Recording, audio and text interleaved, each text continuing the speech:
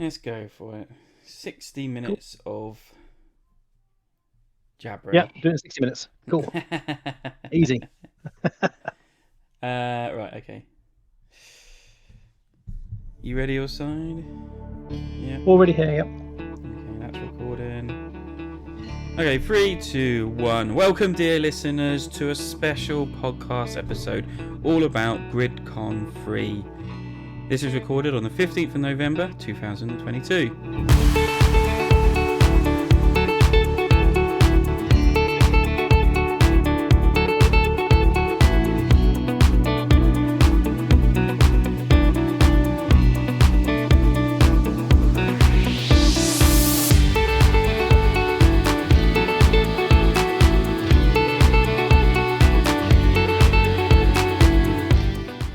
I'm your host, Joel Wright. Joining me tonight is Nick Shaw, the podcast resident the podcast resident board game designer, and my travelling companion over the weekend. Welcome, Nick. Huzzah! Hello. So this is a special podcast. We literally, I said, we got back from Gridcon, and I messaged Nick saying, "Do you want to do a podcast all about this where we just been?" And instantly, Nick came out and said yes. So I think he's eager, I'm eager, and Gridcon 3 has just happened, which is run by Paul Grogan of Gaming Rules. It's an annual gaming event now. That's happening almost every year, except for 2020, which was because of COVID. And this is my second time to this one. I didn't go to last year's because of COVID and moving and other stuff going on. But I don't know if you went last year either, Nick. I went last year for the early couple of days because I missed the main ticket. Okay. But so yeah, this one's came around. I mean, I luckily got a chance to get a ticket. It was in and out whether I was going to do it, and then I missed every opportunity by the last tickets. And fortunately, our friend Ian from Monday Night Gaming said, "I got a spare ticket if you want it." I was like, "Yes, please. I need a weekend of gaming." And that's basically what happened. So yeah, I mean, it's Wednesday tonight. We got back late Sunday, and it felt like an epic gaming marathon to me. I was exhausted. It was the long days because it was open 9 in the morning till the room was open till 11 in the evening. I think so, yeah. And then you could carry on in the bar area. You could after that. Yeah. We didn't. Yeah, no, we didn't say that. That would be insane. We done the me and Nick are based in Plymouth Way, and the convention was based in Taunton at the Holiday Inn, and it's about an hour and is it an hour and a half or hour and 15 minutes? It's an hour and a half from me. It's about an hour from you. Okay, so it's about an hour's travel, and we opted to share lifts up and down each day, and quite literally, Nick was arriving at my house about 7:30, and we were travelling up there, getting some breakfast on the way, of course, and then leaving whenever we got to our last game in the evenings and riding back. Now, there was a little bit of a change around because it wasn't always that case. Friday morning was quite funny for me because I woke up, had my alarm set, I was all packed the car up, waiting for Nick. I was looking at the time, it's like gone 7:30. Where's Nick? No news of him, no mention whether he's coming or not. So I messaged him saying, "Everything all right? Here's my location if you need it precisely because I've moved house." And he's like, "Yeah, all good, fine, on my way soon." I was like, "Oh, if I'd known he's going to be this late, I could have had another half an hour in bed or something like that." So Nick arrives, I get in the car, we're just about to drive off, and I look at my car clock and I was like, "Oh, it's 7:30. Why does my phone say 8:30?" And it's like, the car was right, my phone was wrong. Some reason my phone had gone forward, it's like it gone back to British summertime or something. Yeah. And it was the strangest thing. So I basically lost an hour's sleep, which I really could have done with because I was up early in the hours of morning still doing stuff for the next day. And so I was a little cross with myself. That's so funny. So you're cross with me for not getting there on time, and then you realise you were. Yeah, Nick was fine. Nick was on time, punctual. It was me just being a way too early bird for no apparent reason, but my phone just My phone's been acting weird. Yeah, it's been weird for a while now. But anyway, so we get there, good time. We sign in. It's actually kind of great venue actually, and we're getting onto that. The venue actually, the first one was all right, but this felt much more bigger, open. It was all on one level for a start, which was nice. And the big main gaming room itself was actually quite big. There was a lot of tables in there. It was pretty good. They managed to get a lot of people in there. Definitely. It didn't feel crowded as well, because the tables were separated enough that you could easily walk through the passages. They laid it out very well. Games up. Yeah. So and it was at some points packed. That you were like sat on top of people trying to get your game out and that, and but after a while, sometimes there was actually nice gaps and especially kind of later in the evening. Yeah, it was it thinned out in the afternoons usually. Yeah, there was a second gaming room which wasn't as big, wasn't as busy. Always seemed to be tables in there, but I felt with that game room, you should have had people already to play, because I noticed I walked through a couple of times and there was people looking, like had the signs up saying looking for players, and I don't think they were getting the footfall. You don't get footfall enough in there. You certainly didn't. So, whereas the main gaming room, you could walk in there and instantly sit down to a game. Yeah, that's quite literally that's where sometimes people were going to. Because once they got in there, the main role, they go, "Oh, I'll get that game," and they wouldn't even think of going in the other room. So, but that's on them, and it's like that's nothing down to gaming, which is fine. rules. And Games Law was in there, in that little one doing some sales. Yeah. And they had a little bring and buy in a tiny room. It felt like one of the it felt like one of the bedrooms. They'd just taken the furniture out and just put the bring and buy in there. Yeah, if you were going there to sell your second-hand games and make money, you had the wrong idea with that. One, it was limited to 10 games per person. And when we say this room was small, I don't know where they fitted a bed in this room, because it seemed like it was a bedroom, but it wasn't. I think it was some kind of cupboard, wasn't it, really? It's weird. It could have been a broom cupboard. You could fit a single bed in just about. Yeah. But not much. It wasn't a bathroom or anything in there, so I didn't know what it was used for. But yeah, it was quite small. Yeah. But it was big enough that you could see all the games people had put in there most of the time. Yep. But as you said, people weren't really there for bring and buy. They were there to play. No. So unless they happen to just go through and go, "Oh, that looks cool, I'll have that." I mean, I bought one game. Good deal.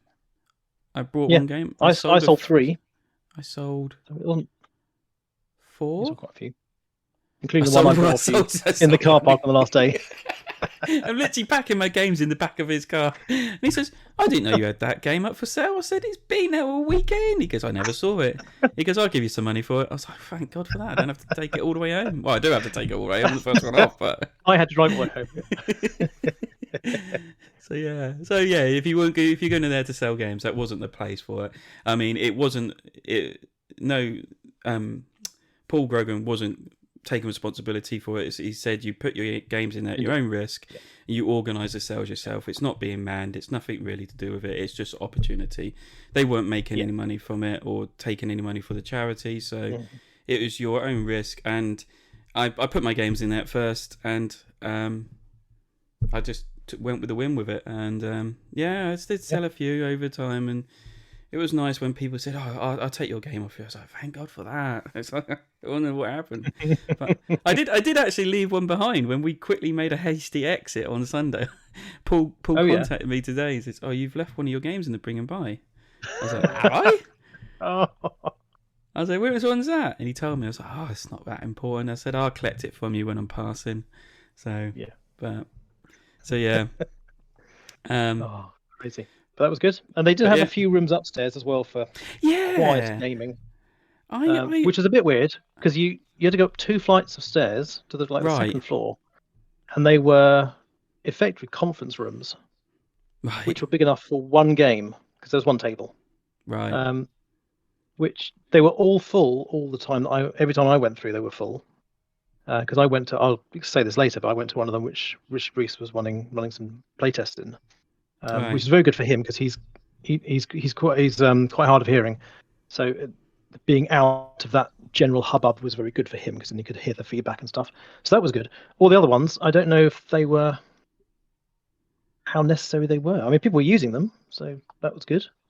I didn't realise until big game probably Saturday afternoon that there was other gaming rooms available, and I didn't even bother trying to find them. I'm quite happy. I mean, there's no need unless you were specifically looking for someone in those rooms playing a game that you were joining. Then there wasn't any need because there was always room in the main hall or in the bar area. There's plenty of tables in the bar and the restaurant, which was one of the good things. I think the Holiday Inn were quite happy for us sitting in the restaurant playing games. Not even eating food necessarily because they knew we would eventually buy drinks and stuff. Yeah. So the venue was great. It was the really gaming rooms are great. Apart from the restaurant area, which people were playing games in there, but I tried to sit in there a couple of times and play games, and the lighting wasn't great. And it's not for games that you need to see detail. No, it's. So I think most of the games I saw in there were party games and small card games. I don't know. I saw some massive games. I saw someone playing Mage Knight, or a couple of people playing Mage Knight. Oh, really? There was some kind of epic game of Unfathomable going on. Either that, or they played multiple games back to back, because I saw the same people all day Friday playing the same game. There was big games going on. There was a double board game of Dark Ages. That's right. Both maps joined together for the 8-player mode, which probably took most of the day as well. It did. And they were near the entrance, so it was a bit lighter there, I think, but it was still not hugely well lit. But the main game rooms were very nicely lit. Really good. Other than that, I mean, the food and drink they put on was actually the food was pretty decent. It was very reasonable. At a reasonable price. I think the alcohol was slightly overpriced, but I never brought any. I didn't buy any alcohol, but it's a hotel. They can't discount everything. No. Make money somehow. But they did put on like a tea and coffee machine, so you didn't have to buy the expensive tea and coffee from the bar. Yes, they did. Honesty pot there was. So with an honesty box, which is very good. They good. said they would remove if people weren't paying, and clearly they were paying because it was there all weekend. Some person I was playing with did say, "Oh, do you want a coffee? There's a coffee machine around it." I said, "Oh yeah, I'll give you £1 to put in there." Because what do you need £1 for? I said, "To put in the honesty pot." Oh, I thought it was free. Oh no! I was like, no, it's not free. She goes, "I'll go and put a few £1 in there." So I had a few. I literally had a box in there saying "honesty box, £1 per coffee," and that's right in front of it. I was like, "How did you miss that?" But anyway, so that worked out quite well.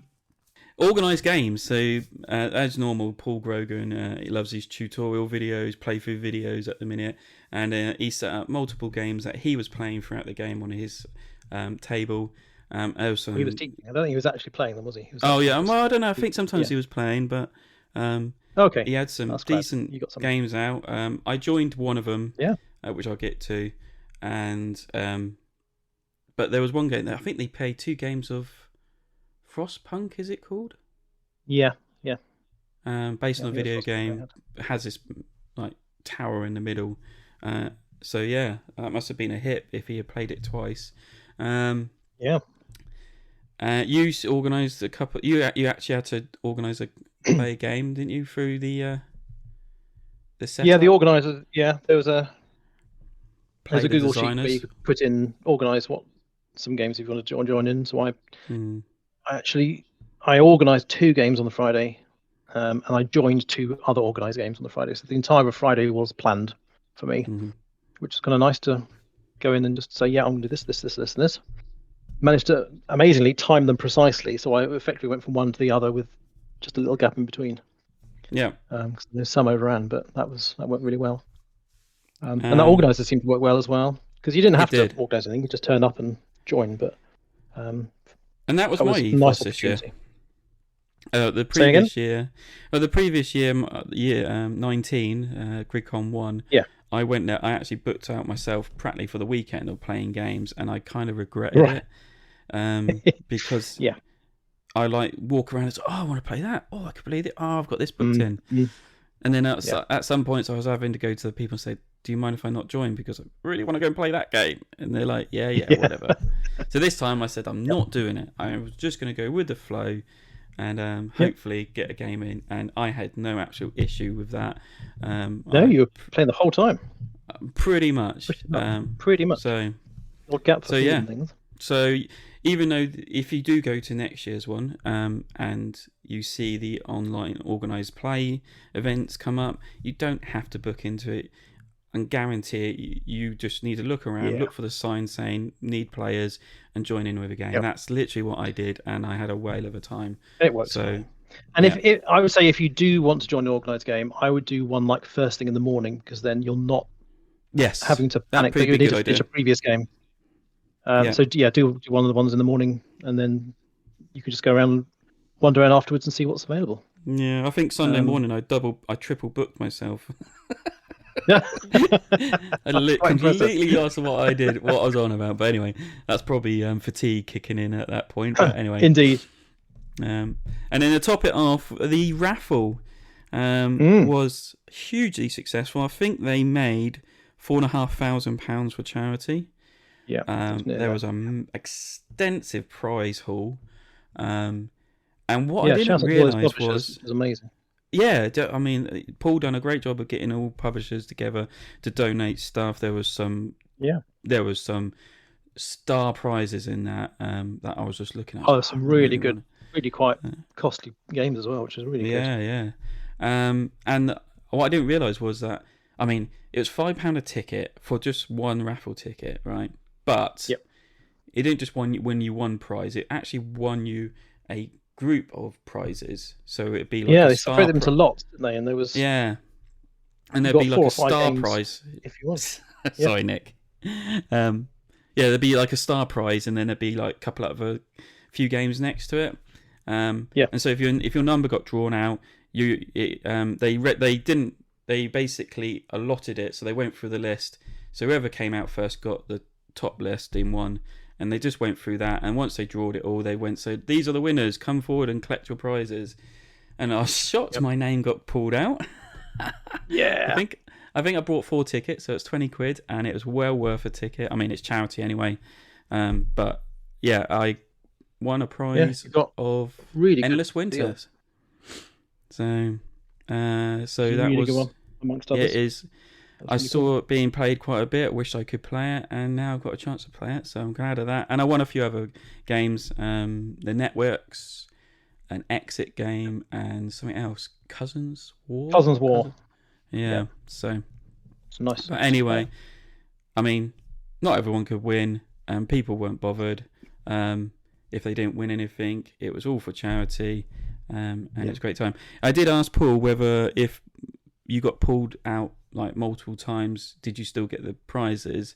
And he did say yes. It was discussed amongst his patrons whether to limit to just one prize per person or just let it roll. And he said one person won 4 lots. 4 lots. Wow. I hate to think how much he spent. He did actually say, I'll take 3 and give back 1 lot. That can be redrawn again. So he picked his 3 he wanted, and he gave back the other 4th one, which is good amazing on him. So so it worked well. But it worked well, and it was really quick as well to sort of, because I remember the last time, when was it, 2019? I think probably it was a good 40 minutes when they were drawing the ticket, getting the person out. They choose to go back again, and this is literally read off just what the prizes were in 5 minutes, and people went and got the lots, and that was it. That was cool. And then some people gamed it. Is it last time or the year before? They knew how many prizes there were and how many tickets were sold, and so they just bought a mass load of tickets, knowing that they were almost guaranteed to make their money back on the number of games they get. Yeah. So I think that's why they changed. But it's a charity, so you can't really complain. Yeah, definitely. But anyway, so yeah, it's pretty much it cool. It. And one of the things you didn't note on the list of things to discuss was the games library that Paul put together, which was very, very nice, extensive, and up to date. Kind of new Essen, a lot of Essen releases. Yeah, I mean, it helps that Paul goes to Essen regularly. so he could. And he gets a lot of prototypes for playtesting, doing rules reviews and things. So he gets a lot of the hot games. I don't think any of these were prototypes, were they? Really? I think most of these were actual. None. I don't think these were. There might be some which were pre-production copies, but they were production quality pre-production copies. But most of them were kind of the final version. Yeah, it was it's like one of those things. When I arrived there on the Friday, I actually brought a load of games with me to like potentially play, and I was I said to Nick, I don't know why I bothered. I just want to play what's in the library. Yeah, I didn't. I shouldn't have done it. And I bought a few small things, just to think, if we find 15 minutes or something, we just play something. But there were also little small games as well you could play, some of which we played. Yeah, and if there was really hotness games that was going to be popular, there was actually like a booking sheet for your form you could fill out. So things like Great Western Trail Argentina, the Woodcraft game, and a few others. They actually had a sheet where if you wanted to borrow that game to play it, you had to check whether it was available in the time slot, which was handy. And return it with a certain time as well. And return it within a certain time, which is handy, and very, very well organised. I think the whole team, Paul put together. And there weren't a huge number in that list. There were maybe 8 or 9. Oh, no. On the hottest list. And so the shelf still had a load of other things. So they had all 3 of the Stefan Feld New City Collection games. They were all on the main shelf. They weren't in the reserved. No. A lot of, Heat, Pedal to the Metal was in the main section. It wasn't one of the hot games. And it was... I don't think anyone would ever have a problem finding a cool game to play. No, definitely not. There was a couple of times like, let's go and play this game, and I went there and it was like, it's been gone. But then within a few hours, it was back again. So it's just like, right, no, they're all gone. All the people I was playing with gone. They've gone and found something else. But anyway, pardon me. So yeah, well organised. I mean, there was nothing I could fault about it. They worked their socks off. Paul had a great team put together of helping give information, organise stuff. I don't think I saw Paul sit down once, poor thing. I don't think he sat down once, no. I think actually Saturday, I'd tell a lie. I think he said, I'm just going to sit down and look at my iPad for a bit and fill some stuff. And I think that's the only time I saw him sit down. So it's just like amazing. He's like a robot. But well done. So yeah, let's get on to probably what you've all tuned into. What we played. What we got played. So on my list, I have 16 and a half games I played over the whole weekend. And 12 of them were 12 and a half of them were brand new for me. Yeah. And I had 12 and a half games I played, and 9 and a half were new to me. And the half was one that Joel and I played together, so we can. Yes, that's what it is. So on Friday, I pretty much, I think you had a game plan, didn't you? Yeah, you had Hamlet. So you actually helped. Did you help with the solo play on this, or actually?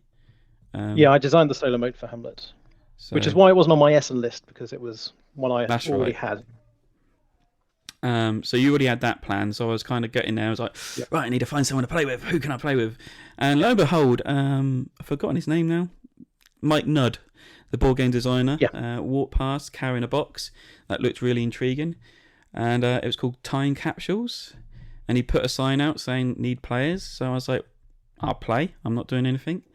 And I said to him, is this one you've designed? He said, no, this one I picked up at Essen. It's really good. I was like, all right, so what is it? He goes, well, it's basically a ball bag pulling game. I was like, pardon? And he was like, yes, it's basically what it is. It is literally, I'm looking at the pictures now. They are literally balls that you pull out a bag. It is. It's so you know the ball cube pulling games, so you put cubes in a bag and pull out how you can do resources. Well, this is basically you have 4 very large plastic balls that separate like a Kinder Egg surprise kind of thing, and you put tokens inside these balls, and you rummage around in your bag, and on your turn you pull out 2 of the balls, empty out the contents, and you try and do your actions with it. And you're usually trying to buy more bigger and better stuff to put tokens back into the bag, so next time they come out they're going to be better than they were previously. And it's as it is, you're basically trying to build up this engine of putting good stuff in for it to come out the next time to get you even better stuff to put in it. And it's quite cool because they thought of things like, well, you could have, like, there's an opportunity to roll dice. Now, if you put the dice in your plastic ball, you're going to know, oh, there's dice in there, and there's not dice in this. So basically, everything was cardboard tokens, so you couldn't really tell what was in there. And then when you pulled it out and you had like a dice token, then you rolled the dice to see what you get.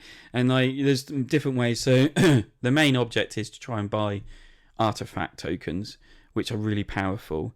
And there's two ways of buying it. Basic with dice CPU, so you roll dice and that's how much credit you get to buy artifacts that needed it. Or you have battery energy, and you have that you can trade, cash that energy in to buy artifacts. You could do all sorts of things also with other things, but that's the main goal, is get these artifacts, because that's where the points are. And every time you buy an artifact, your points go up. But you could get things called breakers, which are like round discs. They take up a slot in your ball. You can only have 7 items per ball, max. And so these breakers take something up, take up room, which kind of clog up your deck or your balls. Clog up your balls. Oh dear, sounds dangerous. And if you get 6 or more throughout all your balls of these breakers, you'll basically explode and you're out of the game. Now, I got 6, or I think I got 8 at the very last round, but that's because my hand went out of control. And as you start going up the score track, you actually start claiming breakers. And I actually didn't have anything that could dispose of breakers. I didn't think I really needed it, but actually you did. So I exploded. I said, it's push your luck, and I did push my luck too much with it. The only other downside, I was really enjoying it at the beginning because I love this new nuance kind of thing going on. Yeah. And like having the jokes and the innuendos flying around about pulling your balls out of the bag and things like that. But especially when my mate rolled up and like saw me for the first time, I said, "Oh mate, come and look at my balls." And he was like, "Oh, they're lovely." I was like, "Yeah." And sorry. I've lost my train of thought. Yeah, so it's really good at the beginning because it was fun, everything was flowing nicely, but the combos get out of hand, and when someone knows how to see those combos, which we did have someone from our Monday night gaming group join us, he basically broke it, and his turns took forever. And at some point, I was literally sat on my phone because I couldn't do it. It wasn't my turn, and I was actually doing video editing on my phone while I was waiting for his turn to come back round. And I was just like, "Nah, this is bad. No. This is really, really bad." And then because not Mike Nubbits, it's his game and it's his favourite game from Essen. He knew how to play it. He was then taking really long times to take his turns, and in the end, I think I was just sat there for like 20 minutes, kind of like, that's it. So it was really a 2-man race at that point. It was a 2-man. Oh, it was a 2-man race from halfway through the game. I screwed up my balls. I didn't have enough energy in them, and I was getting the same 2 balls out each turn, and there was nothing in there. I couldn't do anything with them, so it's kind of a lost turn. I didn't organise my balls properly. So here we go.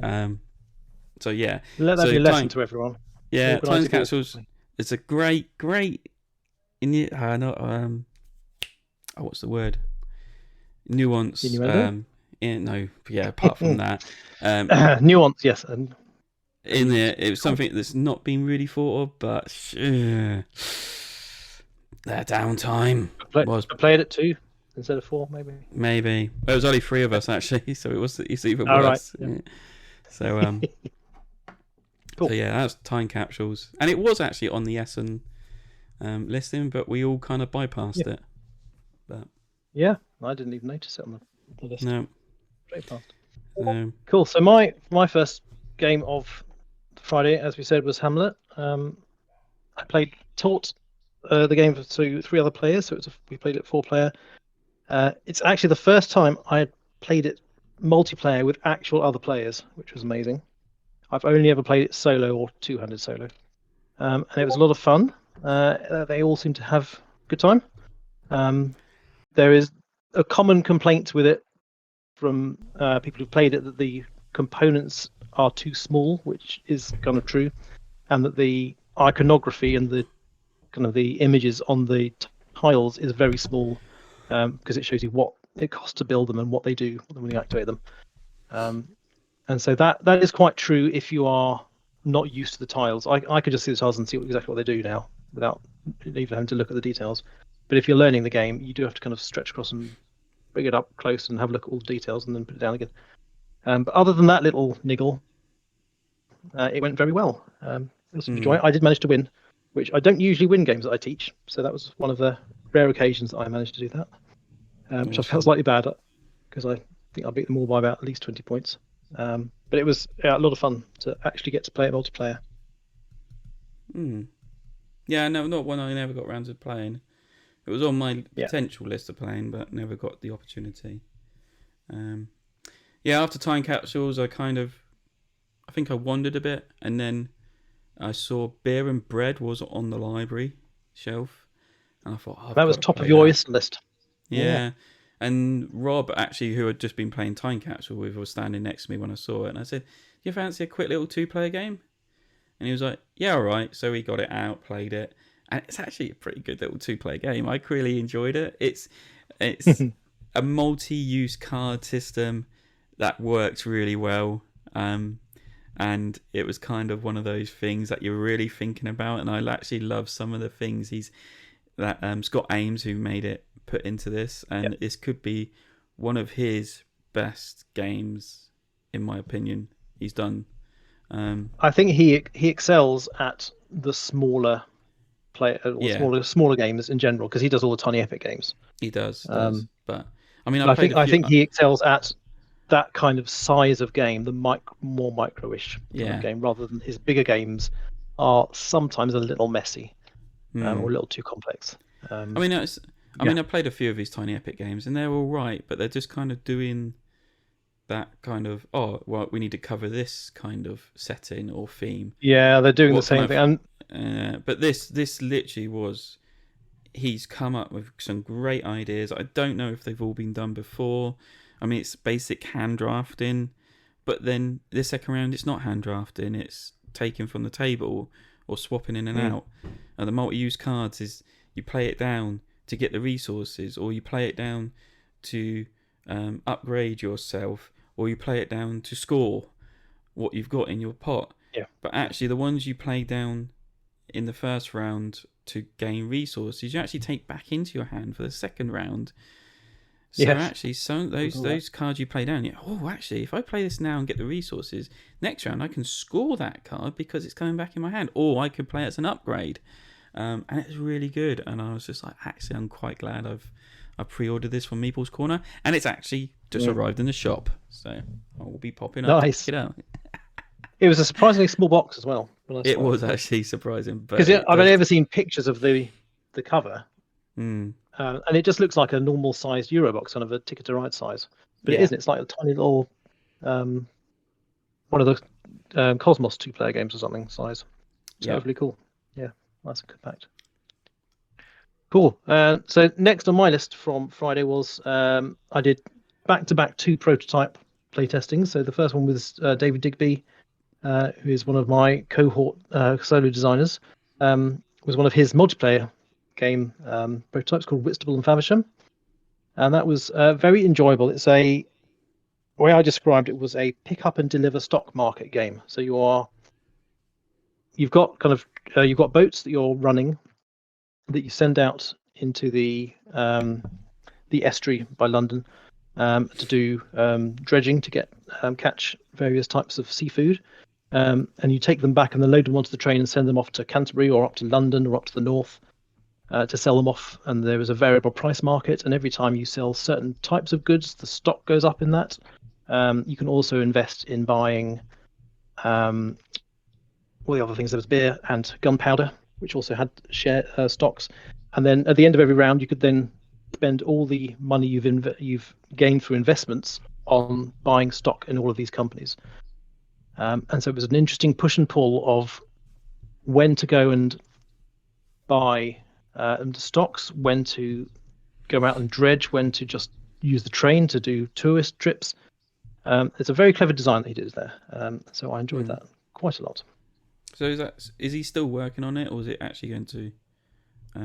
I would think that it is mostly finished, if not completely. He was taking notes on things that could be possibly improved, but it feels like a pretty much finished game that he would want to publish at some point. Cool. So it was really cool. What's he done before? So good on you, David. He's done. He tends to do solo modes for a number of games. So he did solo for Chocolate Factory and Eternal Palace, and he does quite a lot of things with Cat games for the solo. And he works with David Turtsey with me with other solo modes. Okay, cool. Yeah. So after beer and bread, I basically bumped into my newfound friends that are all on the other podcast. Whose turn is it anyway? So some of the gang was there on Friday, and I ended up playing the rest of my evening with these guys. We played Space Base first, because that's one of Adrian's favourite games, and he destroyed us on it. I then, because they said they just wanted to do something quick, I actually had Igloo Pop on me. I said, who wants to play this fun little game? And Adrian said, I've heard about this all the time on Dice Tower. Yeah, let's give it a try. So that was good fun, like watching grown people shake these little plastic igloos around to find out how many tokens in there. And I think I won that. I can't remember. Doesn't matter. It's still great fun. And then I'm sure I'm missing a game in between, because I don't think we went straight into Lords of Waterdeep. So maybe I played something else and I've completely forgotten, because it wasn't listed. But then we did play Lords of Waterdeep. I haven't played the physical version for so long.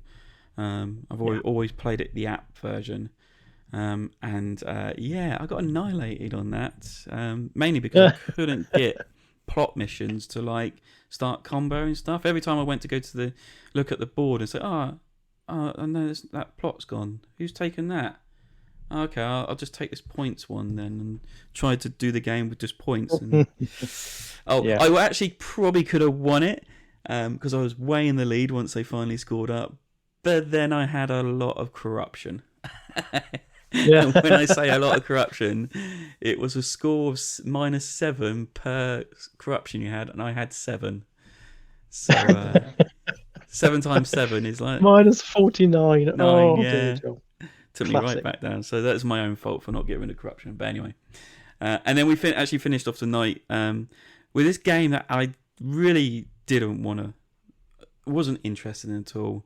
But I was so glad I played it. It was so much fun. It's called Astra from Mind Clash Games. And it's basically stargazing, but it's kind of like it's not a roll and write, but it's you're writing on the cards and your board with these marker pens. So star cards are coming out, and you have stardust that you can spend to link stars up to complete the constellations.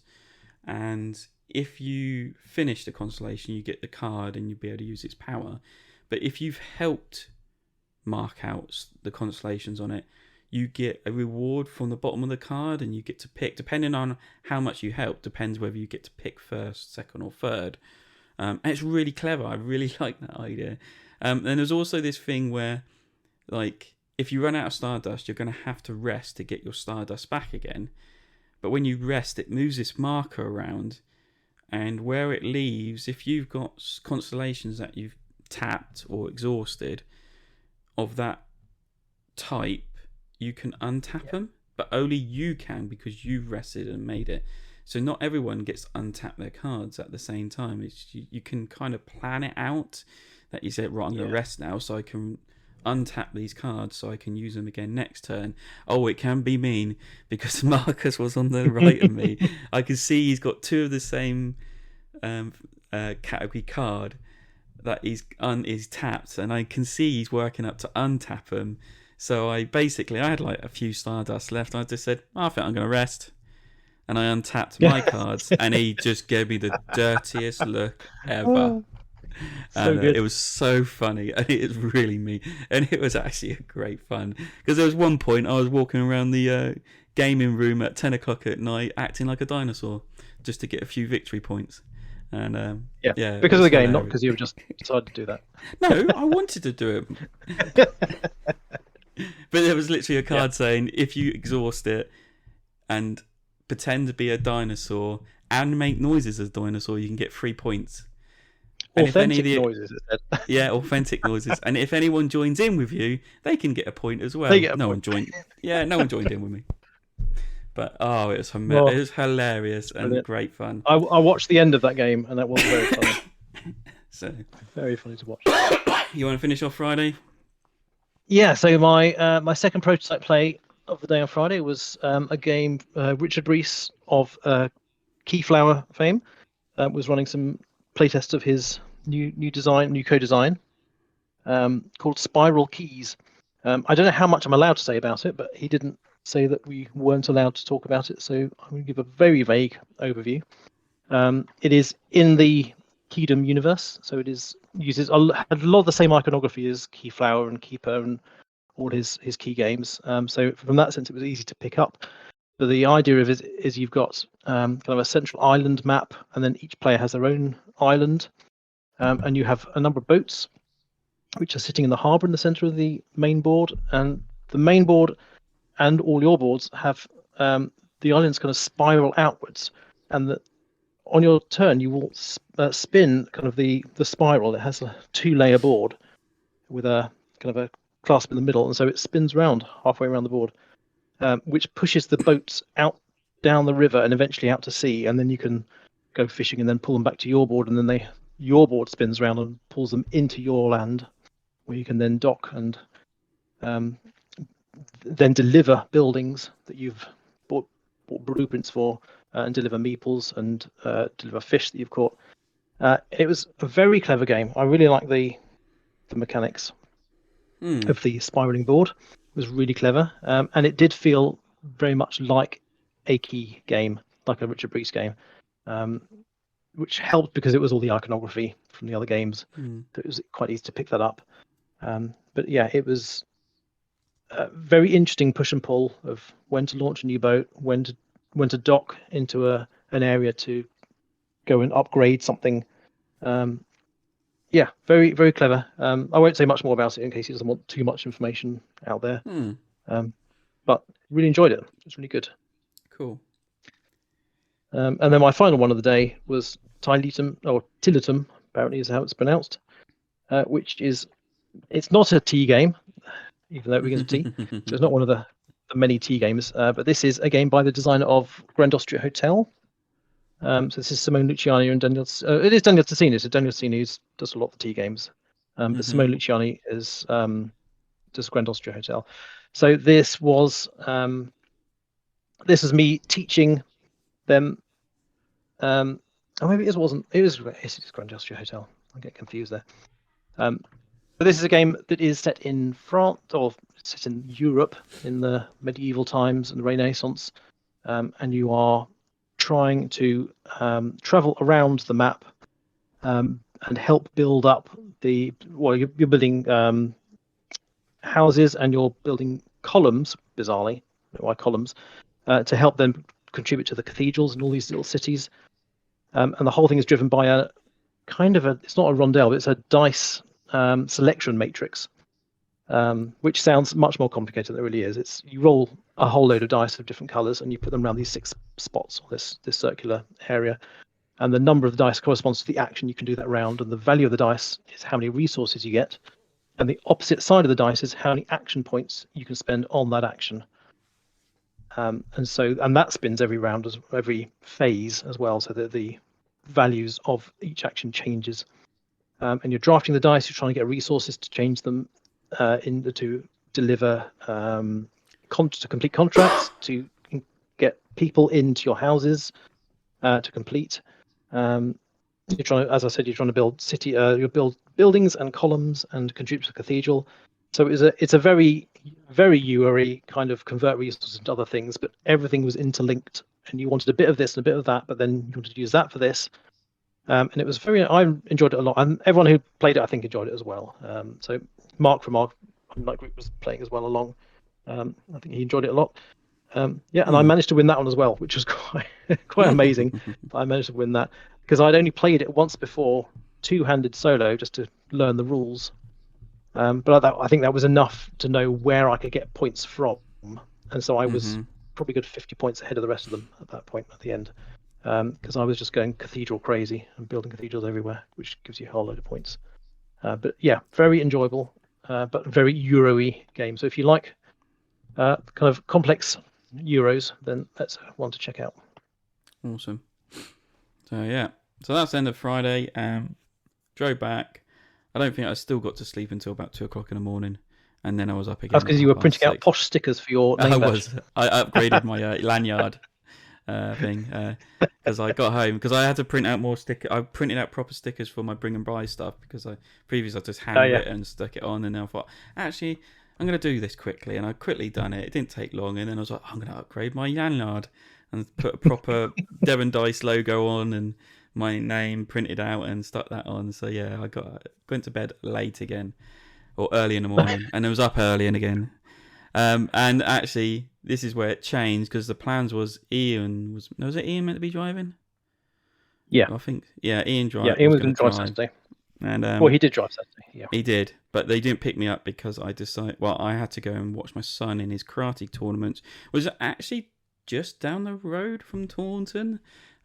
Clumpton way, so I went quickly I went quickly to the show, done my bring and buy stuff, and then drove all the way down to Clumpton. Saw him in the morning do his stuff, and he was awesome. He won a few medals, and then came back before about 1:00. I think I got back there, which by the time I had missed several games that you and that I played that I really wanted to play, and one was Heat, Pedal to the Metal, and Endless Winter. Yeah, I'll talk about this now. Then as we're there. So this was my day of play whatever I fancy day. So it was I didn't book anything at all, and we arrived just before about 8:30. I think we got there. So we were about half an hour early, and we were just sat around for a bit before we went in. And by the time we got in there, I really wanted to try Heat, Pedal to the Metal, and someone had already taken it out, but they had a Players Wanted sign, and they were the only one there with the on that game at the time. So Ian and Sam and I all joined in, and then one other chap came along to join in. So we played a 5-player game of Heat, which is the new Days of Wonder racing game, spiritually based on Flamme Rouge. So it's similar mechanics, same designers and similar mechanics. Right.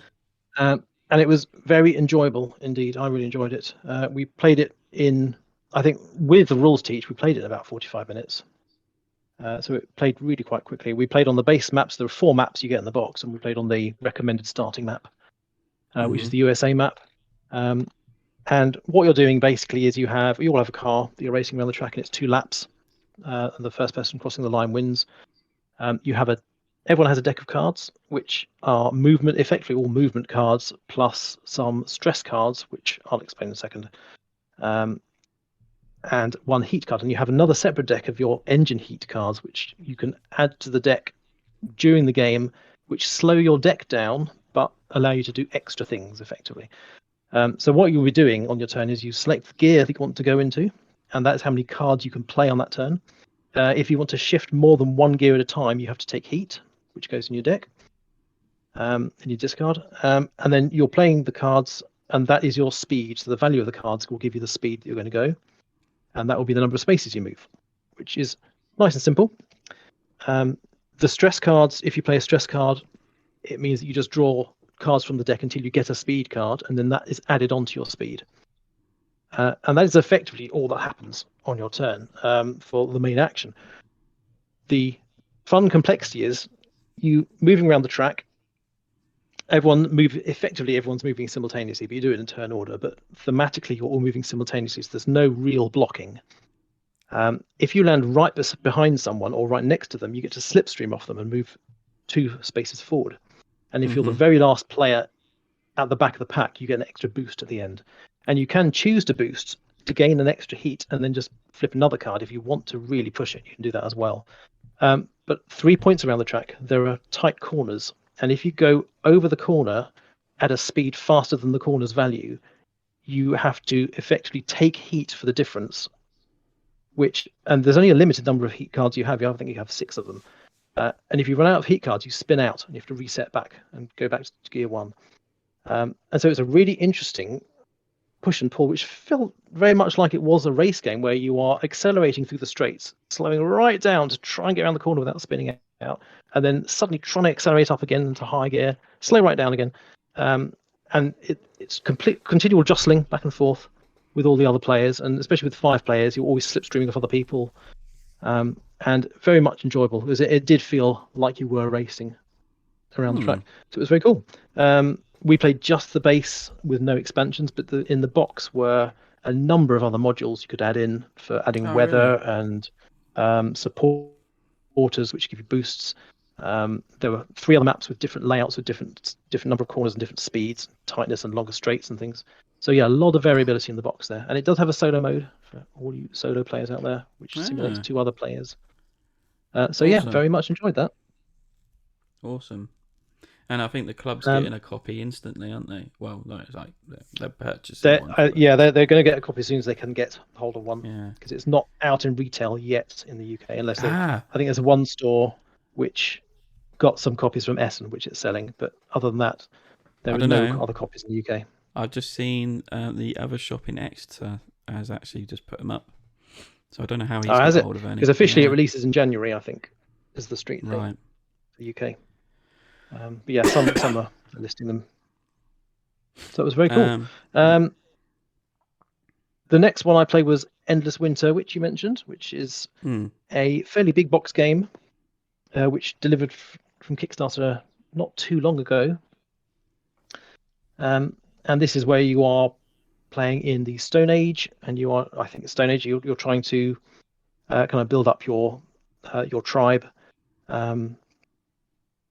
And there are various things you can do, but it's basically controlled by a deck of cards, which you are going to be playing out a number of cards with certain strengths, and you have worker placement spots where you're sending your workers, and the cards you play from your hand are the strengths you get on those spots. And all the cards have certain extra abilities that sometimes coincide with the place you've gone to with your worker to give it a boost, or they will give you extra boost on other tracks.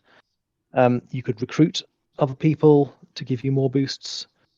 There's a little area control game going on where you are building what they're called monoliths. So they're building monoliths which give you extra bonuses and give you resources, and you can stack the monoliths up at some points, which gives you extra points. And then there are 2 little tracks that you could run up as well, which were for giving you kind of extra endgame multipliers. So it was all actually very simple game, because you've only got 3 workers, one of which is your kind of tribe leader, which has an extra bonus. But you place your 3 workers out, one at a time, place the workers out, do the action, and then reset for the next round. And it's only 4 rounds. And Sam and I played a 2-player game in probably an hour. And he did know the game, so he taught it. So we didn't need to learn the rules, but within an hour we played the game. And that was very much enjoyable. So yeah, I enjoyed that a lot. And that was that's the one that you won in the raffle. Definitely, yeah. So hopefully, I'm hoping I can go out tomorrow night and play it with Sam, because he's very keen to play. He is very keen, but I've got to try and win over the wife at the minute, and I don't know if it's going to work. And this is where we kind of mixed up. We met up kind of. Yeah, we coincided. Yeah, and you had just finished Endless Winter when I had turned up, and I instantly ran over to the gaming library, found what I wanted, and brought it back. And that was a game called Yak. Now, this is the most fun, silliest game we played, must have been for the weekend. I saw this on Friday. So a couple were playing it on Friday. And I was like, what the hell is that game? Now, this game, on just a main board on the game with these 3 wooden yaks with pulling carts, with goods on the carts, and they're just moving around this track, and it's so simple. I mean, you could play this with kids, and they'll find it fun. Yeah. The board is unnecessary, isn't it? Really, the board's no need of the board at all. There's no need for the board. Nice artwork on it.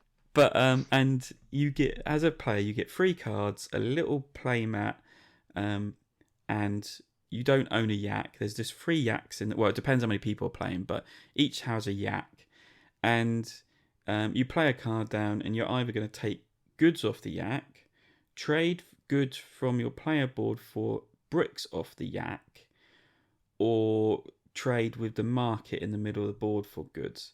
So you need to cash in goods of a certain type to get lots of bricks off of it.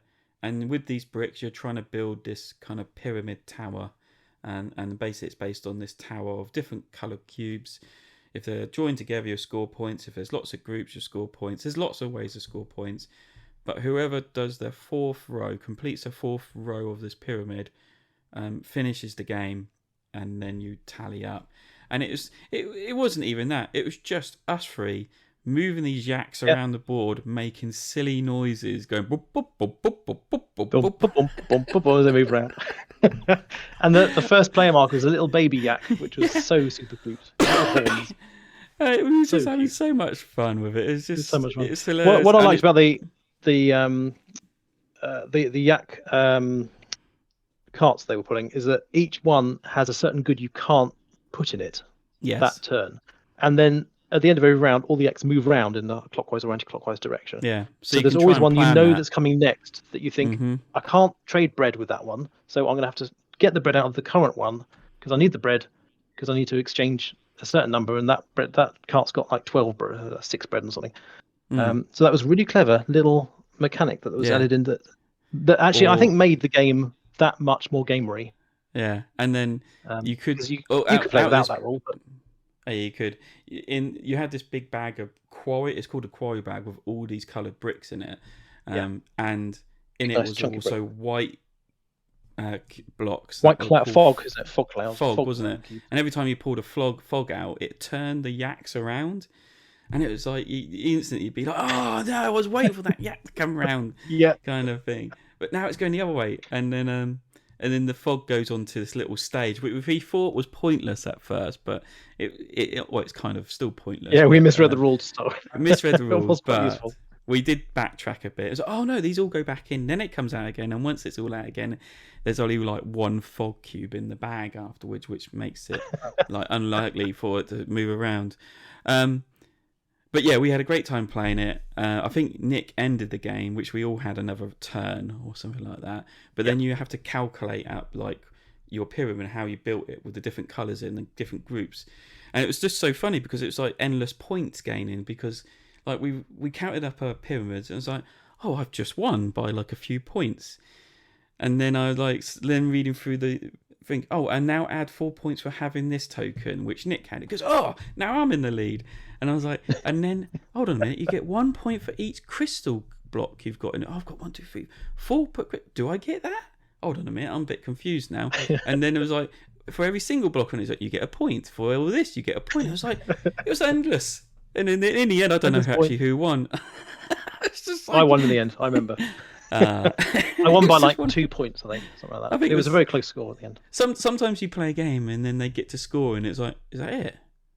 Is that the only score we do? Yeah.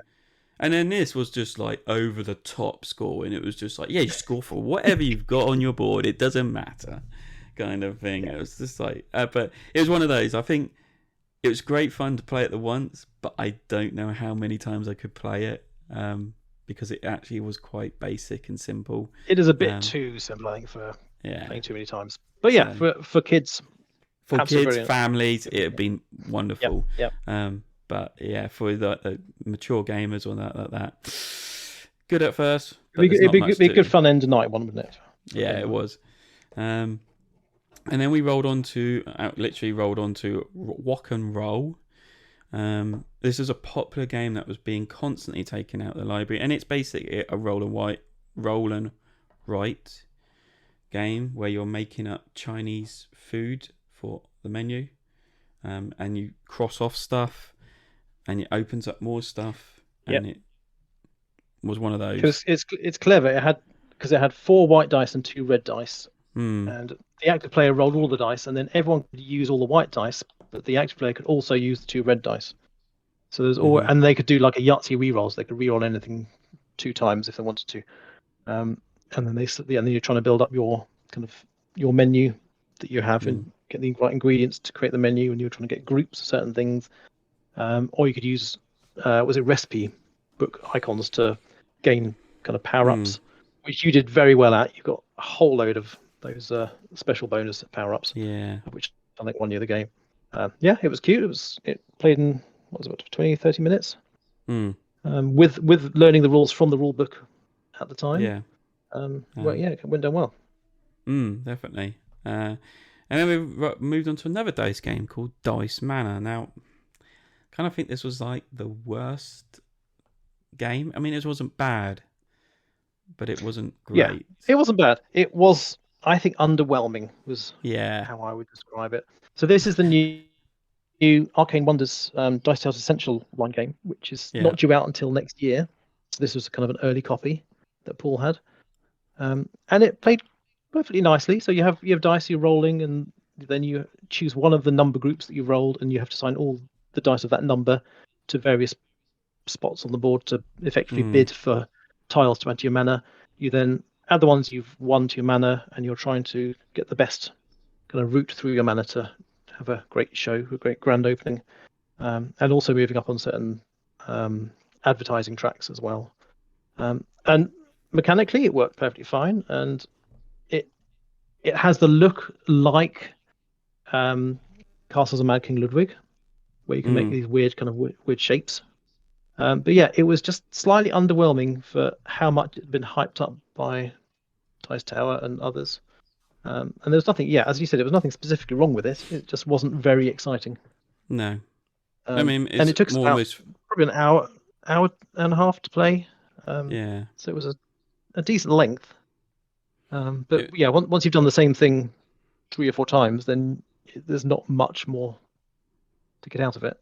I'm not sure how much replayability it would have. I play it again a couple of times, but I don't think I'd play it more than that. I mean, it's very frustrating because you could be outbid on places, and I kind of felt like what was happening all the time was like, so put these here, and especially the track in the middle, it just like where you can move up, and that's where you're scoring points, is moving up this track in the middle, but you've got to try and outbid people by rolling enough numbers and adding to it, and if someone rolls like 6s and puts it straight in there, then you've got no way of kind of outbidding them unless you can roll more 6s than they did.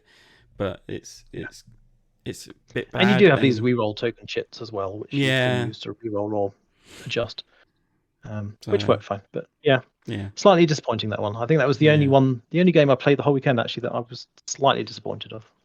No, definitely. And then we get to our half game. It was only half game because Nick and Ian, everyone had to be home early in the evening because of other duties or responsibilities or just going out and getting drunk. And Ian. And so we had an hour, and I really wanted to play Come Together because it was there and it was one of my top 10. So I just said to Nick, let's just play as much as we can and see what happens. And Nick agreed. So it took us a while to get it all out, get it all set up. It took us a while to read the rule book because it was not very good. And I don't even think we finished a round. I can't remember. We finished one round. We were halfway through. Oh, did we? I think. So, although I'm not sure what we were meant to be doing during that round because we got very confused. It seemed good. For what we played, think but if we learnt the rules fully, I think it would make a lot more sense. But there was so many things going on. Yeah, and because we're playing 2-player, we had the dummy player also playing along as well, which we had to run, which we also didn't quite understand. But I could certainly see the potential. Definitely. And it looked, and I saw other people playing it most of the weekend as well. It was checked out, and they were having a good time. So I think if you have someone who knows how to play it teaching, then it would be probably a lot better. Time to learn it without rushing it. Indeed, because I think we learned it. It probably took half an hour to set up and learn, and then half an hour of just kind of placing things out, seeing what happens. So there wasn't really any strategy. But I can see the potential. I'd like to play a proper game of it at some point. Yeah. So they disappeared, left me there because I'd driven up myself. It allowed me to stay there. and enjoy the rest of the night. And I met up with my new gaming found buddies, the whose turn is it this time, and they had seemed to have multiplied by this time because there was a lot more than there was Friday. So I met a load of new faces, old faces, and so because Nick and Nat had gone, I kind of hung around, and they were like, "We're gonna fancy play a game. You want to join?" I said, "Yeah, it depends what it is." And they went out, came back, and they had Terraforming Mars in their arms. I was like, "Oh, I'd rather sit down and do nothing than play that." And then they actually spoke to others who were playing a game in their group, and they wanted to play. They said, "Oh, maybe we'll play it in the morning. Then we'll play something different." Which then I was quite glad of. They pulled out Gugong, which I haven't played, and it was alright. It was different. It's another kind of worker placement. There's some really nice elements to it. Definitely would play it again, because now I know what's going on. There's the first round I missed a really major important. It put me right behind, but there was an element that people were getting away with it because of what they were doing and unlocking, and I don't know if it's because they knew the game or they just saw what had to be done to achieve certain stuff. But one guy ran away with it, and it kind of was a little bit. It was good, definitely. As I said, we'll play it again, but it wasn't great, kind of thing. I wasn't raging about it. That's what I've heard about that. Yeah, I've heard that about Gugong. It's fun. It works. It's not anything thrilling necessarily. No. And then we moved on to play Furnace, which was another game I wanted to play, but Sam wouldn't play it because he hates it.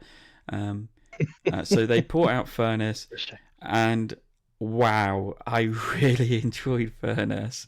It wasn't what I expected at first, but it's, if you've not played Furnace, really simple auction bidding kind of game at the minute. You're trying to bid on technology in this row. If you win the technology, you take it in your play area.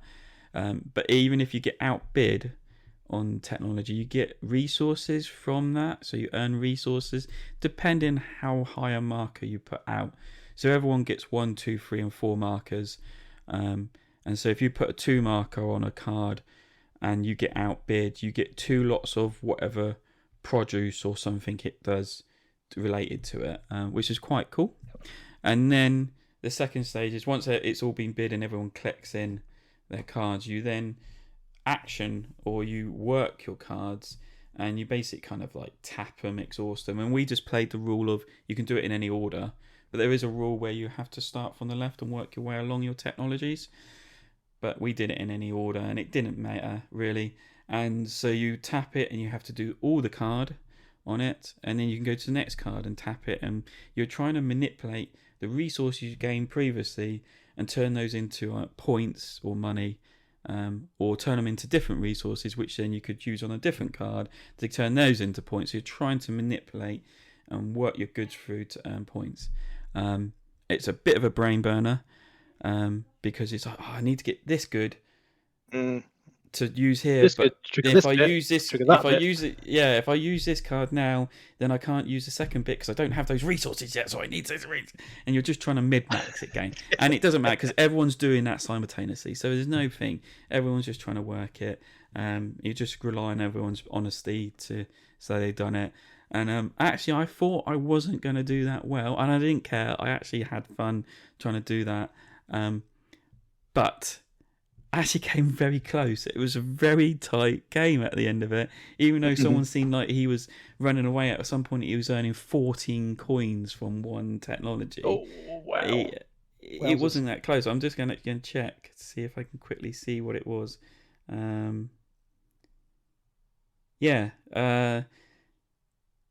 78, 77, 76 was my score, and then someone came in 65. So it was very tight at the top. So I was really enjoyed it. I actually considered going off and buying it and buying the expansion, because why not? You have both. So I might still do, because I really enjoyed it. That's cool. I've played it once before. I really enjoyed it. Because it plays quite relatively quickly for the the brain burner is. It's about an hour, isn't it, I think? Yeah, it's a very short game. I mean, it's just card bidding. And I love cards, the bidding bidding mechanic. It's so clever, the bidding mechanic. Yes. That you can't outbid. You always have to bid higher. But if you lose the bid, you get something else. So yeah, it's very. But very you can actually bid lower. You can bid lower, but you knowing you won't win. Yeah. Yeah, but so you bid lower to say, oh, actually, I just want those resources, or I just want to use that action on the top. Or you might bid low, thinking someone else is going to bid higher because you want the other resources, and then no one else bids, and you get the card. And you go, it's nothing I do with that. Yeah. Oh, and there's also there's a potential that you can upgrade cards. Oh yes. So every card has a kind of basic setting, but if you upgrade it and flip it over, it unlocks more potential to it. And normally you can only do that once around, but if you get enough of these cogs, you can do it a couple of times per round. I can't really remember. I really only done one upgrade per round because I could only get one cog to do that upgrade, but I think there is a potential you can get more. So yeah, it was really enjoyed that.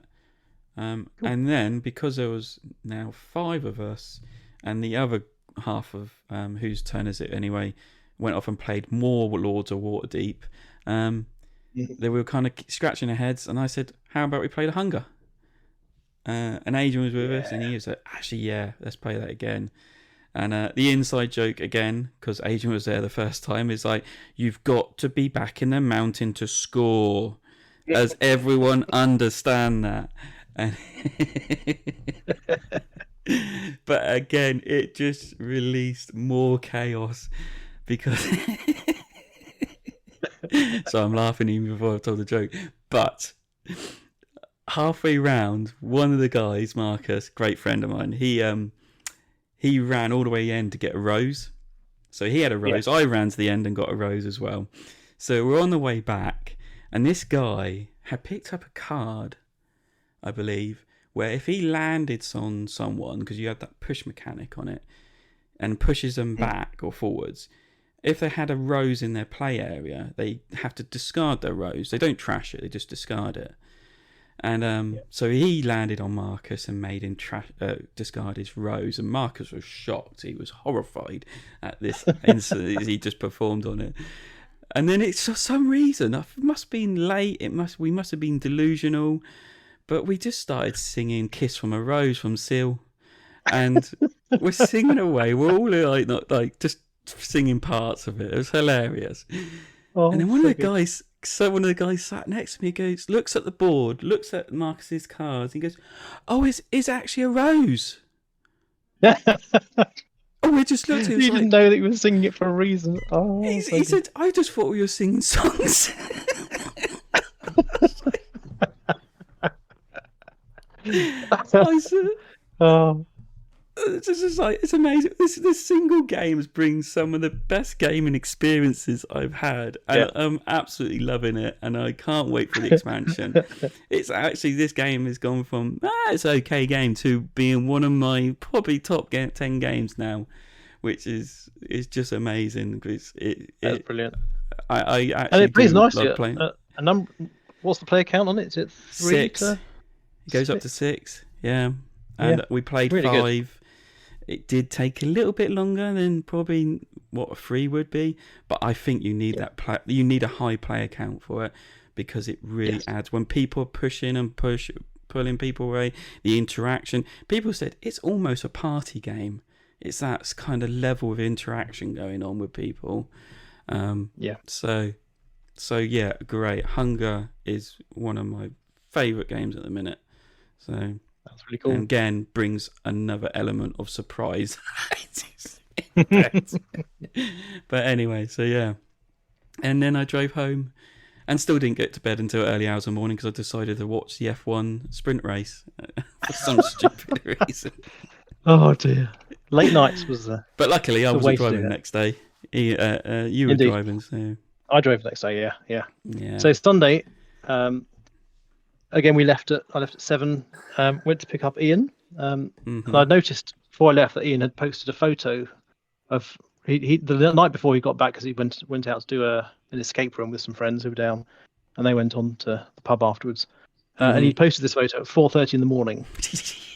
I thought, oh goodness me, is he going to be completely fast asleep when I go around and pick him up? But no, he was awake. He was up. He came out. It turned out he had 2 hours sleep because he got home at 4:30 in the morning. But amazing, yeah, he got up. We came and picked up Sam and picked up you and got there early. And while we were waiting for the room to open, we played a nice little game of Zuuli. Yes, we did. Which I think a friend of yours had recommended. So this is from, is she Kelly? I can't remember now. I think it's Kelly from whose turn is it anyway? I am just looking back on some bits. I hate if I've got it wrong. Lords of Waterdeep. Becky. Sorry, Becky. It's Becky. Cool. So Becky, we kept on going on about this game called Zuuli. She backed on Kickstarter. Small little card game. The front cover would put many board gamers off because it looks like some kind of kids card game because of the very childish characteristics of colours. Animals. Cool. Yeah. But she's saying, it's amazing. It's a really clever drafting game. It's actually there's quite a bit of strategy to it. And she says, I backed it. She goes, there's expansion out that I want so badly. So she was going on about it. I saw them playing it one day. And then when we were playing Hunger and she was playing Lords of Waterdeep and we were just packing up, I saw she had like two boxes of it. I was like, how many have you got of that? She says, oh no, I just brought those over at Games Law. I was like, have you now? So I actually, when I finished packing up, I went over to Games Law and just caught Paul Bryant. Is it Bryant? Who runs Games Law. He was just packing up and Lima said, you ain't got any of that Zuuli, like I can just nab. And he's like, yeah. I said, great, I'll take a box. And he said, yeah, just pay me on PayPal. I was like, done.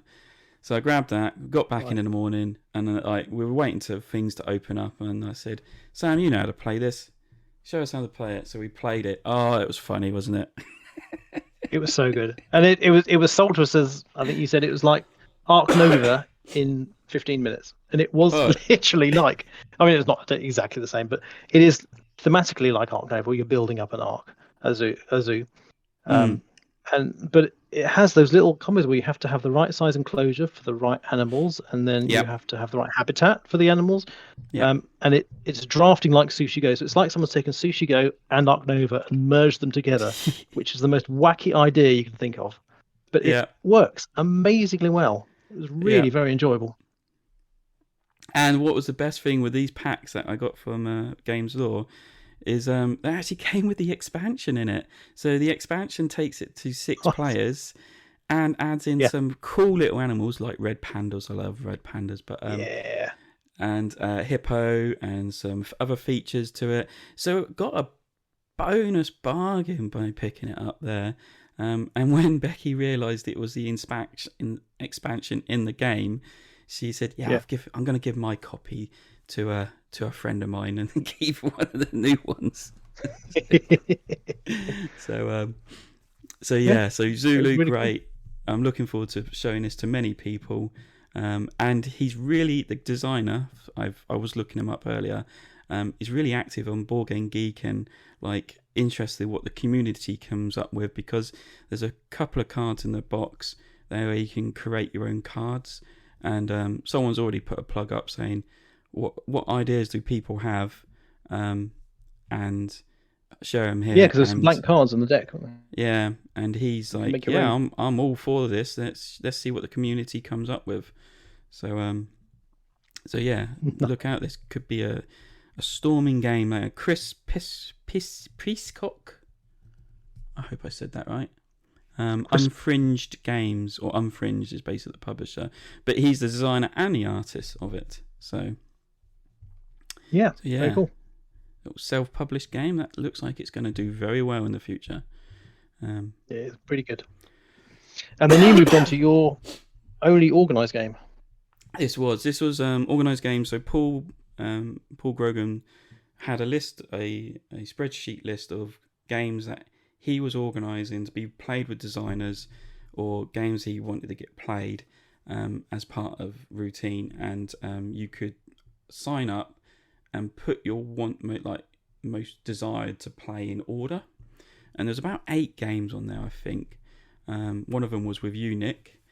So I put my list, and Dungeons and Dragons Onslaught was my least favourite of the choice, and lo and behold, that was the one I got put in for. So I thought, fine, all right, I'm just going to do it and see what it's like. There was 10 of us playing.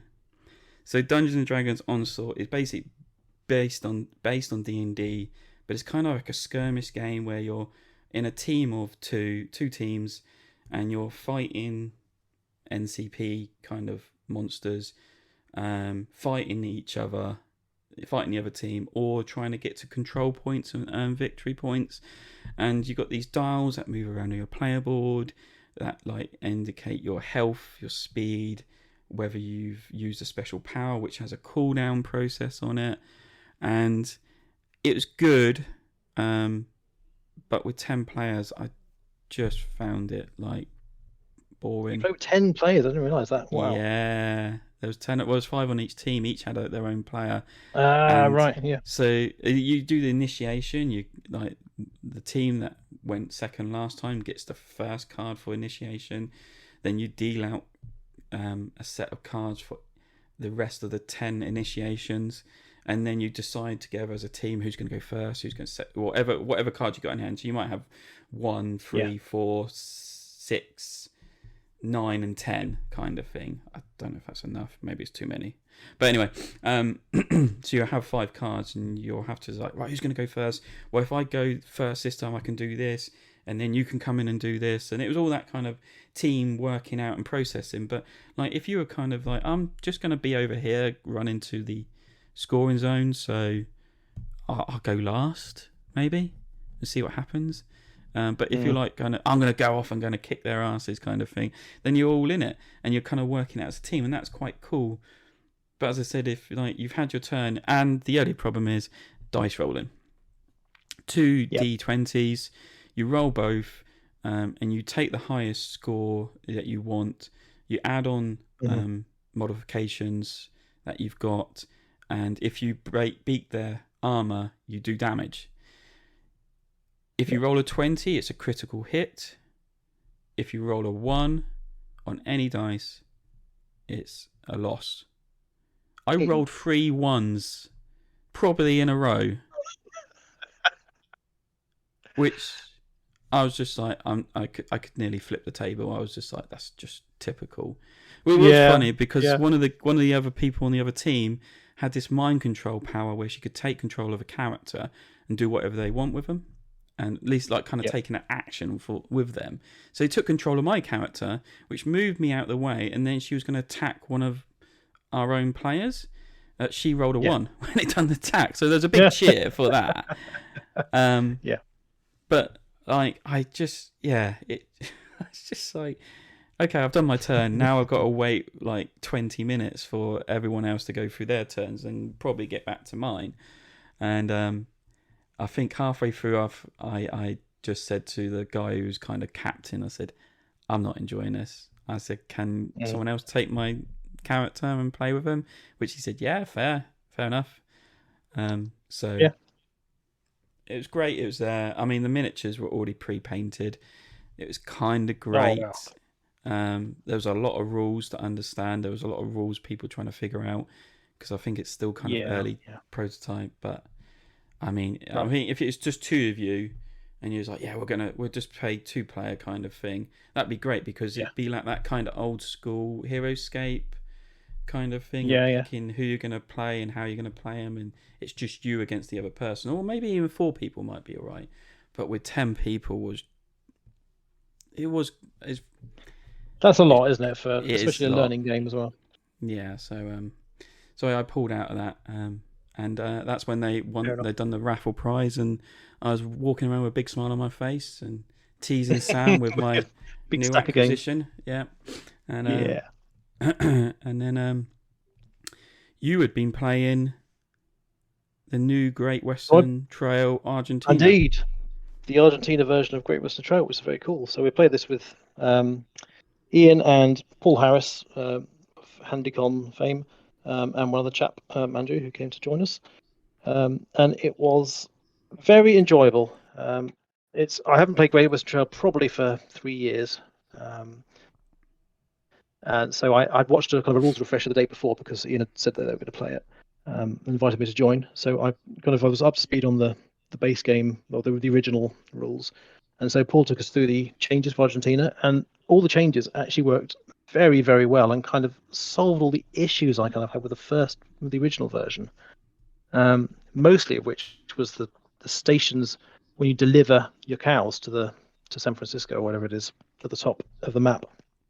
You could only go a certain number of stations along, and you always have to move your train, otherwise you have to kind of pay the difference. And it was always a bit fiddly, and I could never really work it out in my head how to do that properly. This kind of removed that entirely and had ships that you deliver to instead. And at certain points when the worker tracks were being filled up, they would trigger that the ships would actually go and deliver to 3 ports that are at the top of the map. And once you have your token in one of those ports, you can then choose to move it down to kind of fulfill certain grain requirements. And grain is another resource a new resource in the game. And so that was a really nice way of doing, of kind of changing that from the original, where the original you would, if anyone's played it, it's going to be too complicated to explain the whole thing. But you deliver to certain stations where if you get either side of the station, you would get the bonus in the middle between the two. And that's kind of gone entirely in that you can then just choose to move to any of these bonus spots that you wanted to gain by spending grain. And what else was different? The kind of the Native Americans have gone and the hazards have gone entirely. Instead, you have farmers out on the board, these kind of farmer tiles. And if you go past them and just want to move past them, you have to pay them a coin for moving past them. Or you can stay and help them to plough their fields with your cows. And when you do that, then your cows gain exhaustion. So that's a card that adds to your deck and clogs it up. But all your cows also, as well as having a kind of a cash value that you use for selling at the market, they also have a plough value at the bottom. And you can play your cards out then to get the plough value to help the farmer. And if you manage to do that, you get the farmer chit, and you get the money that he kind of pays you to do that. And then you can choose to either use that chit for endgame, some of the objective scorings, or you can flip him over and increase your grain kind of production track. Other than that, it played fairly similarly to original Great Western Trail, but just those little mechanical changes made it really interesting and a really good race. And Ian, who had managed to have just 2 hours sleep, managed to tie for the win with Paul.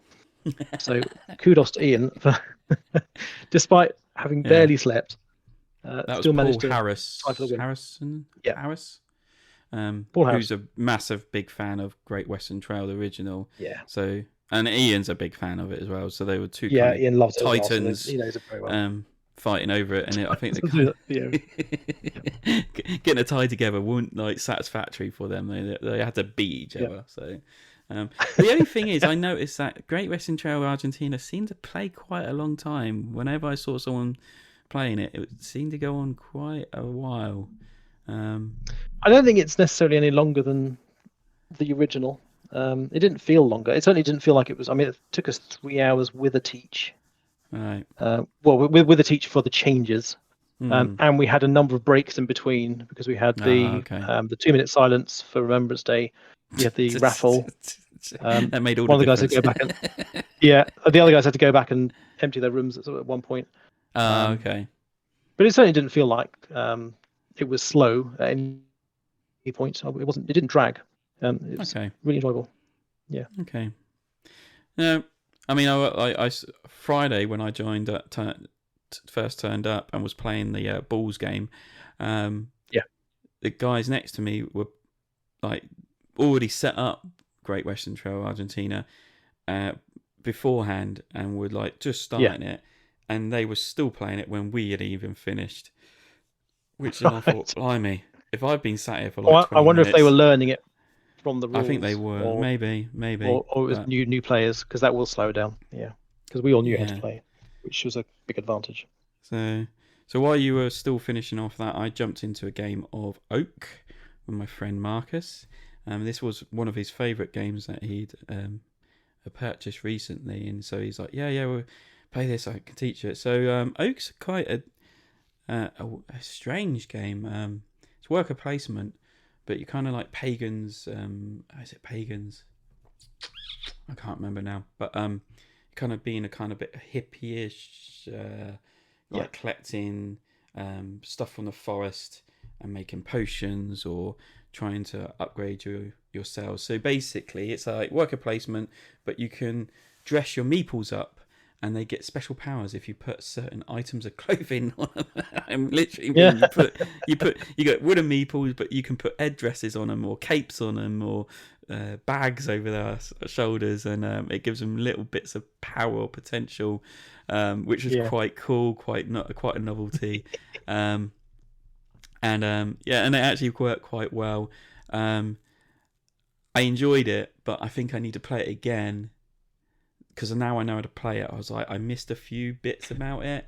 And I think it's that kind of game that you need one play of to really get the idea of it. Again, two like Marcus and another guy raced ahead in the points, and there was a massive big points difference between me and this other guy who was like, so there was a big difference between the points. But now I know how it really kind of works. I would do a lot of things differently to this play. I thought it was good. It was quite different in a way of its worker placement, because you don't have all your workers available for you, and don't usually get all of them available throughout the game. A lot of them just stay as passive workers on the main board doing stuff, or keeping track of stuff. So it was a bit weird. And there's this kind of card play concept, which you play a card down to use a spot, but it depends if there's other workers there from other players, because if there is, then you have to put more workers in to be able to use that spot. So you got that kind of hit and miss. And then I was a little bit annoyed because I was the fourth in the turn order, and I was like, so don't I get any kind of extra benefits? And Mark was like, no. He goes, I'm still trying to work out whether there's a unbalance into it or not. But I kind of felt like everyone, like first place, there's an instant spot everyone should go to, which someone did. Then there was a next spot everyone should go to. Then it came around to me. I was like, oh, now I'm screwed. Now what do I do? If I put two workers in, which you only get 3 at the start anyway, to use one of these spots, it kind of feels like fourth player needs a little bit more extra to it, or even third and fourth. But maybe it needs that other play to find out whether that works or not. But indeed, a beautiful game, lovely artwork. It was so pretty. Yeah. So, but yeah. Cool. And while you were playing that, I then moved on to my only other organised game of the weekend, which was Imperial Steam, which I love Imperial Steam, and I never really get to play it very often because it is a very complicated game to teach. Once you know it, it's beautiful. It flows very smoothly, but it is really hard to teach. And so I joined up with 2 other folks, Matt and Gemma, who both also know the game very well. And so we had no teach required whatsoever. The 4th player dropped out before we started, so we were actually down to 3, which is good because that speeds it up. And we started about 2:30, and we finished the game within 2 hours, under 2 hours it took us, which is just amazing. The other 2 times I played it, it's gone on at least 3 hours, if not longer. So to play it under 2 hours with all the players knowing the rules was fantastic.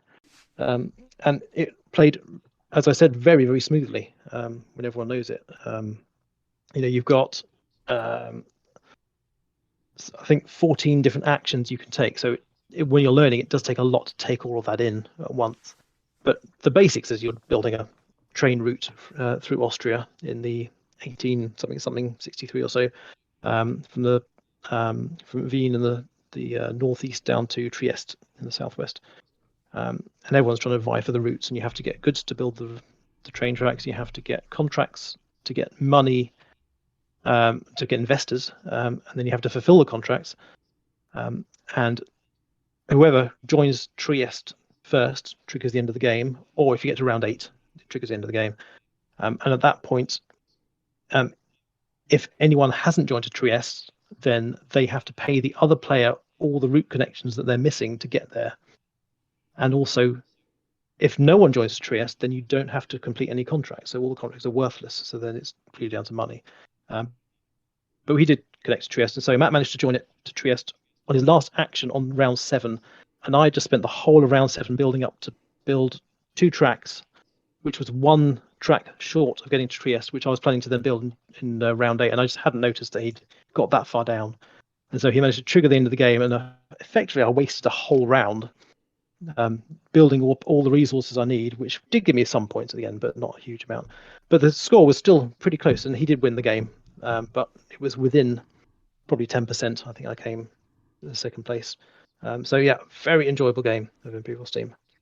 Yeah, it actually looked quite beautiful. What I saw it laid out. It's a lovely production that Capsules. But it's a new production, isn't it? It's not the old original Imperial Steam. It's a newer version that Capsules. Yeah, so it was very nicely done. Actually, I wish I was playing it, but yeah. So I'll teach you something. Great. Yeah, that'd be nice. Luckily, I got onto one last game because Oak had finished. We had a few hours left, and Marcus actually said to me, he goes, "Oh, I'm actually going to play Atiwa. I'll see if there's a space." So I went over. There was a space. I said to him, because we wanted to leave by about 5ish. I said to him, "Will we have it finished before 5?" He said, "Maybe 5:30." So I checked with Nick and everyone to see if it was fine if we leave at 5:30, and they said yes. So we sat down and played Atiwa. So this Atiwa is the fruit-backed game from Fruit-backed Uwe Rosenberg. Uwe Rosenberg. So yeah, I can't think of the name. It's not what I thought it was going to be. For some reason, I had this image in my head, and it wasn't. And actually, it's a really nice little game. I was actually really enamored by it because it's not like the usual where you're trying to score points. And like, I can get so many points from this and so many. It felt like I was playing some kind of RTS building game where like I'm building up my theme park or building up I can see that. Yeah, because you're basically, you got to play a board with lots of tokens on it, and you're trying to remove these tokens to gain more stuff from it. But each kind of round, you're putting tokens back and then trying to take those tokens off again. And the other aim of the game is you're trying to get fruit backs into your sanctuary. It's weird theming going on. So basically, you got wild fruit bats where if there's a space on your board, you can just put them on the space, or you can have locals that you can educate to train fruit bats to work for you. So the idea is, this is so odd, but you have locals, and if you take a local off your board, then you're going to have to feed these locals, which has a number underneath it. So there's many ways of doing that. But when they're on the board, they're just locals. If by it comes to like end of round and you're doing not scoring, but feeding round, and they're not trained, they pollute the land. If they are trained, you get a gold cube back, which is quite nice. Now, if they're trained, you can put bats in these huts for the locals as well. So there's an extra space for bats. And every time you take a turn, it's worker placement. So you've got a central board where you can put your worker out, and you've only got 3 of them. You put them out, and you take the stuff or do the actions it says, and then after you've done that, you can do a bat action. Now, if you've got 3 or more bats, you can take 3 of those bats off of your area and put them onto this little card on the side and make them work, which is basically removing a fruit from your area off of the trees, putting it back on your player board, and taking a tree back off of your player area board and putting it onto your playing area land, if there's space. So basically, the bats you've fed them fruit. They've flown off, they've pooped the seeds out, and it's sprouted up a new tree. And that is your aim. You're trying to get your trees out. You're trying to get all your fruit out. I love it. And the more fruit you have out, the more bats you get, or you get more bats in your sanctuary. Become busy, Yeah, and then you might potentially get more people come in, which actually you need to feed them. And there's goats and there's wild animals that you can use to feed them with. And at the end of the day, at the end of 7 rounds, you score up how many of these tokens you have removed from one player board and put it into your sanctuary. And you score up like that. And also, every bat over 10 scores you a point. Every gold scores you a point. And things like that. So, and again, that was actually, I think it was quite a close match. Even though 2 of the guys have played it already. It was actually quite close in the end. And I really was enamoured by it and considering it. This was on my top 10 Essen list, so I was most jealous that you got to play it. Yeah. So I said, I could potentially look at putting this on my want list. So cool. It's really quite cool. I just worry about whether there's enough replayability in it, because like there's quite a cool concept with how the action moves around, and there's sometimes it randomizes each play, but it's just that.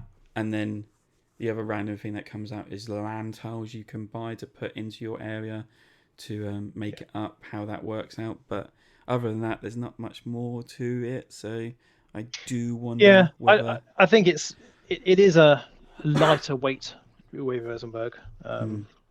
So I think that's understandable for that weight of game, that it won't necessarily hold your attention for that long. But I reckon it's ripe for expansions. Little mini expansions of different layouts, different boards and things. Yeah. I reckon that's the plan. So that was it. Off, that was all. And rushed out the door because Nick was desperate to get home. I think it was Sam needed to get home. Sam needed to get home. Sam needed to get home, so I literally grabbed all my stuff out of the bring and buy, left something behind, but jumped in the car, drove home. I think I slept for most of it while you lot designed a game about scones.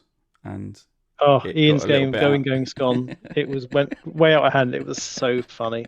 Sam was he was improvising the rules as he went along with a very basic concept which really wouldn't work. And Sam spent the whole time ripping every point apart, saying why it wouldn't work. And so then Ian tried to fix it on the fly with an extra mechanic, and it was so complicated. It was so funny. We were laughing so much on the way back. That was brilliant. So look for that coming soon. Going Scone. So that was our weekend, and I think now you can see why we are so tired and fatigued. Yes. But on top of that didn't end it on there. There was also the announcement that Meeple's Corner and some hotel in North Devon has got together, and they're now doing their own board gaming weekend in March, which is my birthday weekend. So you can go along, you can book a room, you get your tickets for free, you get food, and play games all Or you could just come with day tickets, just come for the day. You could do day tickets. Yeah. So I've already booked a room because it's my birthday weekend, so I'm treating myself. And Lewis has booked a room. Nick is coming probably for the day. How exciting. Or you? Ian's bought a load of tickets, actually 4. And some of us coming I don't know what Sam's doing. I haven't actually spoken to him, so I'm just pretty sure he'll be there as well if he can. But that is the next one. So really looking forward to that. So if you want to go along to Meeple's Corner and check out all the posts he's put up about it and see what the event's all about. So, and that's it. I am losing my voice. Nick's got to go and pick his son up from a show. Rehearsal. Yep. We're going to say goodbye. So thanks everyone for joining us on this podcast, which actually didn't last for 60 minutes. It's more like 102 hours. We can't do this properly, can we? Anyway, so thanks for listening. Hope you liked the show. We're back for another standard podcast in a couple of weeks. Check out our social stuff for more information. Thanks and good night. Good night all.